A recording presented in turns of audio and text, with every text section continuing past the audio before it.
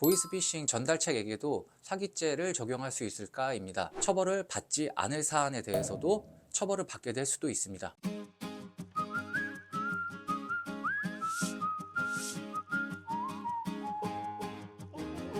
안녕하세요. 무엇이든 물어봐 류일 변호사입니다.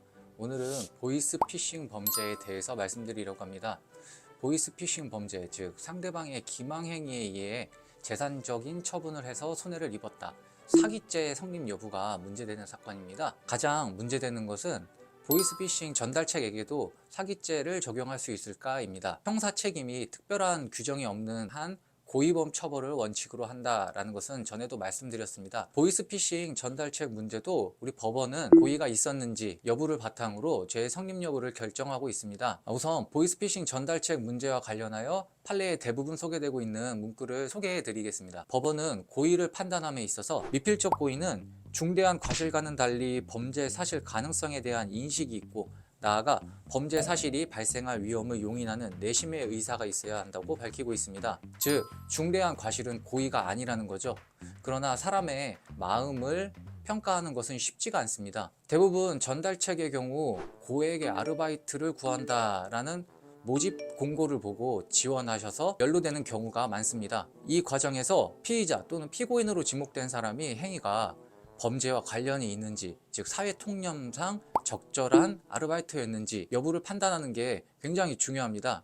구체적으로 자신이 이 일을 다른 사람에게 소개를 했다면 어떠한 일이라고 소개를 했는지, 그리고 그 주변 사람들이 자신의 얘기를 듣고선 어떠한 일이라고 평가를 했는지 여부 등이 종합적으로 판단이 됩니다. 제가 다뤘던 사건 중에서도 부동산 관련업을 시작한다고 주변 지인들에게 알렸던 피의자가 있었습니다. 상당히 고액 알바였어요. 부동산에 대한 사진을 찍고 계약금 명목으로 받은 거액의 돈을 자신의 회사에 전달해주는 역할을 했었습니다. 당연히 몰랐다.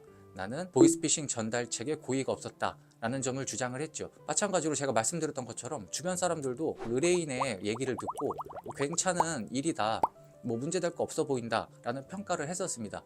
이러한 점들을 적극적으로 주장을 해서 무혐의 처분을 받았던 경험이 있습니다. 중대한 과실 그리고 미필적 고의는 굉장히 구분하기 어렵습니다. 이는 변호사 상담을 통해서 사안을 정해야 하는데요. 사실관계 확정이 정말로 중요한 사례라고 볼 수 있습니다. 사실관계 확정을 잘못하셔서 미필적 고의가 충분히 인정되는데도 중대한 과실임을 주장한다거나, 또 중대한 과실인데 자백으로 사건을 진행한다거나, 방향 설정을 잘못한다면 피의자가 원하지 않았던 처벌을 받게 될 수도 있고, 처벌을 받지 않을 사안에 대해서도 처벌을 받게 될 수도 있습니다. 오늘은 보이스피싱 전달책에 대해서 살펴보았습니다.